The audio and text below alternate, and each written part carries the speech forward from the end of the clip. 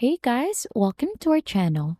In today's video, we'll learn how to create Python file in Visual Studio Code. Now, this is just a simple process, and to get started, you'll just need to launch Visual Studio Code on your system. So right after, we'll go ahead and open or create a new file. To go ahead and create a new file, we're going to click onto file in here, and then right after, you'll just need to click onto new file. So for us to be able to begin, we're just going to go ahead and simply type in the name of the project that we're going to do. So we're just going to name it sample.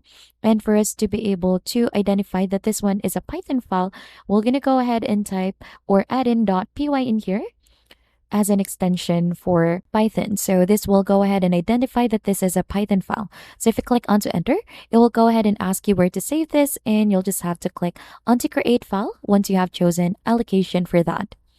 So it will open something like this. And right after, you could start writing your Python code.